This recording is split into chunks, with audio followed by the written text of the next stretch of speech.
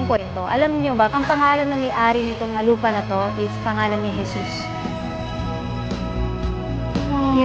Sa'yo talaga. Hindi ako nagjo-joke, yung may-ari ng lupa, nakita ko po sa titulo, Jesus ang pangalan niya, pero namatay na po siya. So, si mamang nagbenta. Para sa'yo talaga.